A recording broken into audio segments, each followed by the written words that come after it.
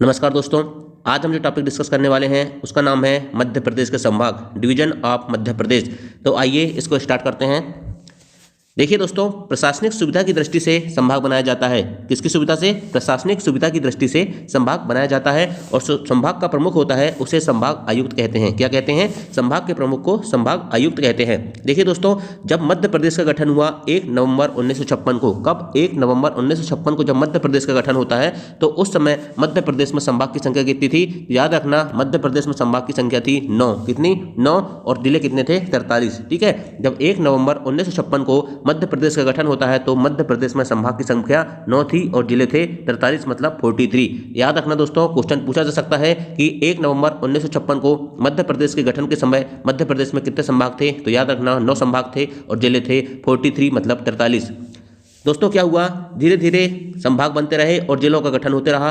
तो सन 2000 तक मध्य प्रदेश में संभाग की संख्या कितनी हो गई? 12। कितनी? सन 2000 तक संभाग की संख्या हो गई 12 और जिले हो गए 61। ये कब की स्थिति है? जब मध्य प्रदेश से छत्तीसगढ़ का विभाजन नहीं हुआ था।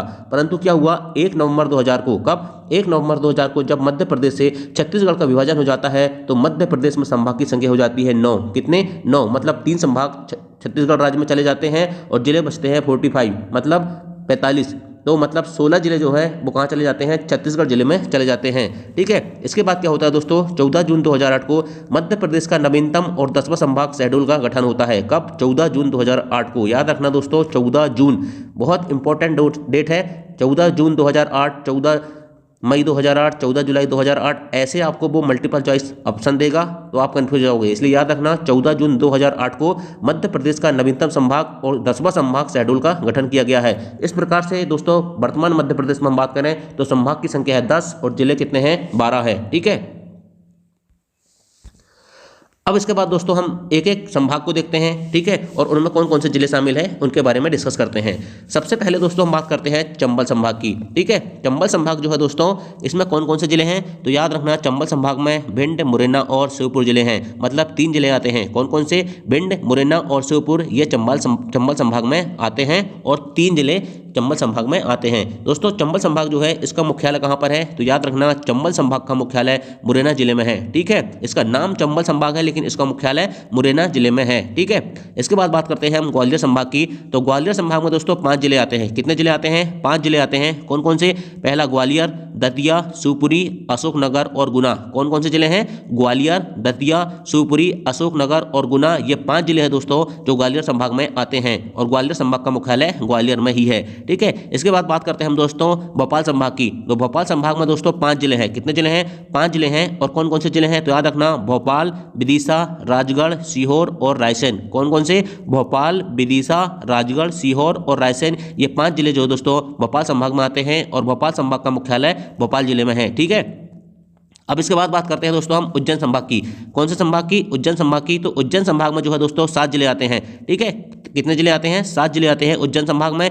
तो कौन कौन से जिले आते हैं? उज्जैन, रतलाम, मंदसौर, नीमच, आगरमालवा, शाजापुर और देवास। ठीक है। याद रखना दोस्तों, उज्जैन, रतलाम, मंदसौर, नीमच, आगरमालवा, शाजापुर और देवास, ये जो 7 जिले हैं उज्जैन संभाग में आते हैं और उज्जैन संभाग का मुख्यालय भी उज्जैन में ही है। ठीक है। इसके बाद देखते हैं दोस्तों इंदौर संभाग।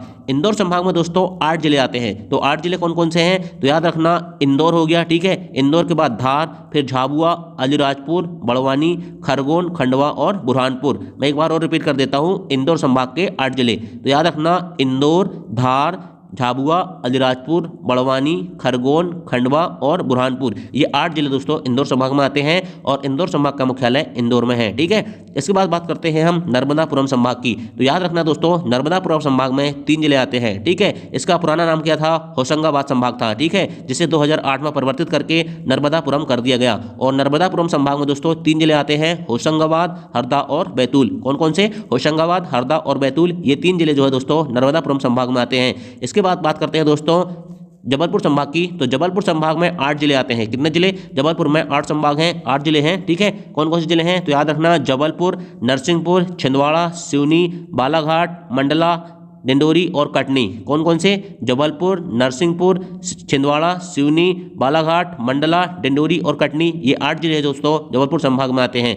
इसके बाद बात करते हैं हम शहडोल संभाग की। तो शहडोल संभाग में दोस्तों 3 जिले आते हैं। कौन कौन से? शहडोल, उमरिया और अनूपपुर। कौन कौन से? शहडोल, उमरिया, अनूपपुर, ये 3 जिले दोस्तों शहडोल संभाग में आते हैं। इसके बाद बात करते हैं रीवा संभाग की। तो रीवा संभाग में 4 जिले आते हैं। कौन कौन से? रीवा, सतना, सीधी, सिंगरौली। कौन कौन से? रीवा, सतना, सीधी, सिंगरौली, ये रीवा संभाग के 4 जिले हैं। ठीक है। इसके बाद बात करते हैं दोस्तों सागर संभाग की। तो सागर संभाग में दोस्तों वर्तमान में 6 जिले हैं। कौन कौन से हैं? सागर, दमोह, पन्ना, छतरपुर, टीकमगढ़ और नवनिर्मित जिला जो मध्य प्रदेश का 52 जिला है, निवाड़ी। ठीक है, ये भी किस संभाग में आता है? तो याद रखना सागर संभाग में आता है।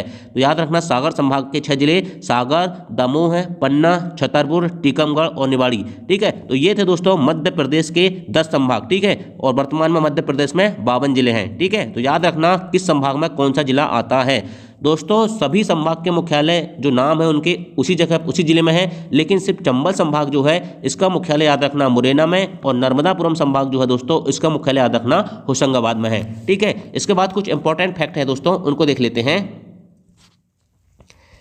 याद रखना दोस्तों क्षेत्रफल की दृष्टि से मध्य प्रदेश का सबसे बड़ा संभाग है जबलपुर। कौन सा संभाग? क्षेत्रफल की दृष्टि से पूछे कि मध्य प्रदेश का सबसे बड़ा संभाग कौन सा है, तो याद रखना जबलपुर है, जिसमें 8 जिले आते हैं। ठीक है, जनसंख्या की दृष्टि से कौन सा सबसे बड़ा संभाग है, तो याद रखना जनसंख्या की दृष्टि से इंदौर संभाग सबसे बड़ा है। ठीक है, जनसंख्या की दृष्टि से इंदौर सबसे बड़ा संभाग है, लेकिन क्षेत्रफल की दृष्टि से जबलपुर सबसे बड़ा संभाग है। दोस्तों चंबल संभाग का मुख्यालय मैंने बताया था आपको कि चंबल संभाग का मुख्यालय मुरैना जिले में है, और नर्मदापुरम संभाग का मुख्यालय कहाँ पर है? होशंगाबाद जिले में है। ठीक है दोस्तों, जो होशंगाबाद संभाग है इसका नाम परिवर्तित करके 2008 में नर्मदापुरम कर दिया गया। क्या कर दिया गया? नर्मदापुरम संभाग कर दिया गया, होशंगाबाद संभाग का नाम 2008 में। ठीक है दोस्तों, 3 संभाग ऐसे हैं जिनमें जिलों की संख्या 3 है। ये क्वेश्चन पूछा गया है दोस्तों कि मध्य प्रदेश में कितने संभाग हैं जिनमें जिलों की संख्या 3 है। तो याद रखना मध्य प्रदेश के 3 संभाग हैं जिनमें जिलों की संख्या 3 है। वो कौन कौन से जिले हैं, संभाग हैं? तो याद रखना चंबल संभाग, नर्मदापुरम संभाग और शहडोल संभाग। चंबल संभाग दोस्तों इसमें कितने जिले हैं? तो याद रखना चंबल संभाग में हैं 3 जिले। कौन कौन से? भिंड, मुरैना और शिवपुर। और नर्मदापुरम संभाग में कितने जिले हैं? तो याद रखना नर्मदापुरम संभाग में भी 3 जिले हैं। कौन कौन से? होशंगाबाद, हरदा और बैतूल। और शहडोल संभाग में कितने जिले हैं? तो याद रखना इसमें भी 3 जिले हैं। दोस्तों जो शहडोल संभाग है जिसका गठन 2008 में हुआ था, इसमें जब ये संभाग बना था तो इसमें 4 जिले थे। ठीक है, लेकिन क्या हुआ, डिंडोरी जो है इसको 2012 में शहडोल संभाग को से हटाकर क्या कर दिया गया, जबलपुर संभाग में पुनः स्थानांतरित कर दिया गया। ठीक है, और दोस्तों मध्य प्रदेश का 11वां संभाग है जिसका नाम है छिंदवाड़ा, जो कि प्रस्तावित है। तो याद रखना दोस्तों ये मध्य प्रदेश का संभाग थे, और मध्य प्रदेश के संभाग से यदि आपको कोई भी क्वेश्चन आपसे पूछा जाएगा तो आप डेफिनेटली 100% उसे कर देंगे। ठीक है, तो दोस्तों वीडियो कैसा लगा कमेंट करके बताएं। यदि वीडियो पसंद आया तो लाइक करें और चैनल को सब्सक्राइब करें। Thank you.